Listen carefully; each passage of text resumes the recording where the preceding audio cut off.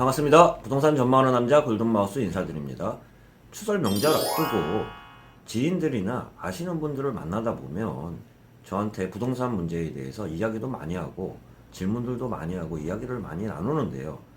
지금 분위기가 작년부터 해가지고 올해까지 계속 이어지는 부동산 그 열풍에 따라 관심들도 많고, 또한 지인뿐만 아니라 손님들 자체도 보면 하도 뉴스들마다 그 부동산 문제에 대해서 많이 이야기를 나누다 보니까 대부분 준 전문가라고 할 수 있을 정도로 이야기를 나눠보다 보면 지식들이 많이 풍부하더라고요. 그런 상황 하에서 그 오늘 추석 앞두고 여러분들하고 부동산 전체적인 그 이야기에 대해서 한번 나눠보도록 하겠습니다. 저는 계속 얘기 드린 것처럼 부동산을 하고 있는 현업 입장에서, 또한 임대업도 하고 있고 또한 임차도 얻어가지고 상가를 운영하고 있기도 한 그 사람이다 보니까 임대인과 임차인의 그 성향들을 많이 알 수 있어요. 또한 거기다 현업이다 보니까 최근에 보면 뚜렷한 관망세라고 얘기를 드렸지만, 아직 매매 같은 경우는 뚜렷한 관망세를 보이고 있는 가운데 매도자하고 매수자 간의 갭 차이가 큰 상태에서 서로 그 힘겨루기 양상이 뚜렷하다고 계속 이어지는, 제가 말씀드린 9월 대비해서 지금도 이어지고 있다고 보면, 전세는 지금도 불안하다고 이야기 드리는 게 물건 자체가 없어요. 손님들이 와도 물건 자체가 없다는 게, 예를 들어서 2000세대, 3000세대 되는 큰 대단지 아파트 같은 경우도 전세가 없는 데도 있고 한두 개밖에 없는 상태에서 찾는 분들은 많다 보니까 전세가는 계속 그 거래는 많지는 않지만 가격이 상승하는 요인으로 작용할 수밖에 없는 그런 상황 하에서 일부 나타나는 것들을 보면,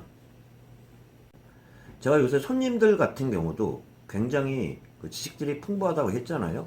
제가 말씀드린 그 3기 신도시 사전 청약이 내년부터 시작이 됨에 따라 그 청약 자체가 2년 보유 그 요건 자체는 본 청약에서만 그 조건만 채우면 되기 때문에, 사전 청약이 시작될 때는 그 지역에 거주만 하고 있다면 사전 청약을 할 수 있기 때문에 올해부터 시작해가지고 작년까지 해서 그 3기 신도시 인근 지역이라고 할 수 있는 하남, 고양, 남양주, 부천, 인천 그런 지역들 간에 전입들을 많이 서두르는 사람들이 작년 올 초보다도 시작해서요. 빠른 사람들은 작년부터 입주를 했고요.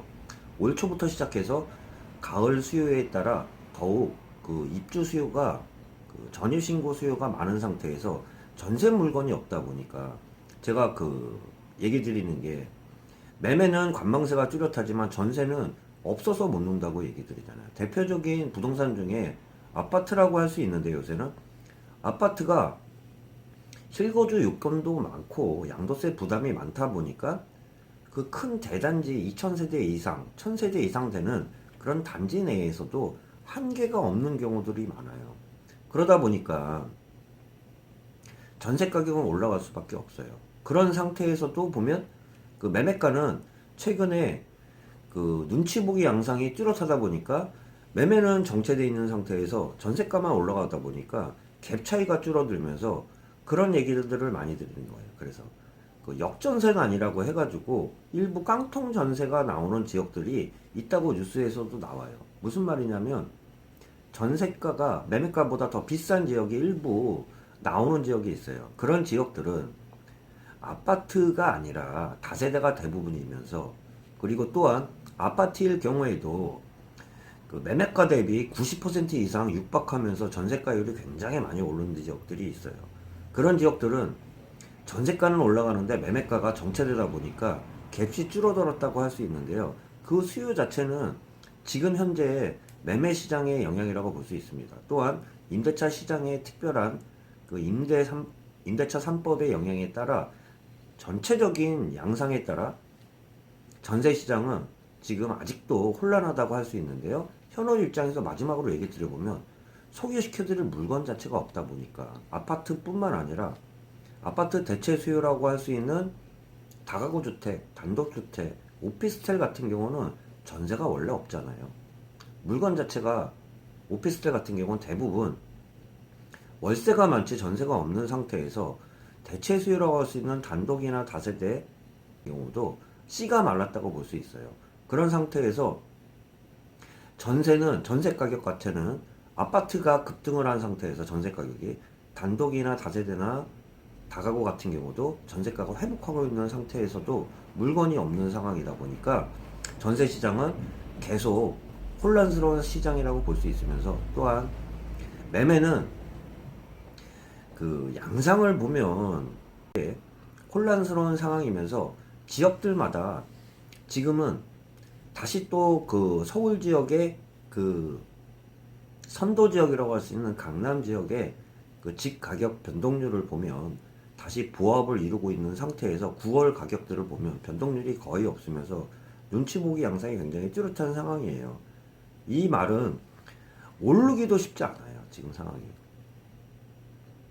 그러다 보면 수도권 외곽 지역의 그 가격들을 선도한다고 볼 수 있는데 올해만 쳐다보면 서울 지역이 유독 상승세가 낮으면서 서울 지역보단 수도권 지역이나 세종 지역이 크게 부풀어 오른 상태에서 규제 지역으로 대폭 들어온 상태에서 이제 풍선 지역 효과가 없어졌다고 볼 수 있어요.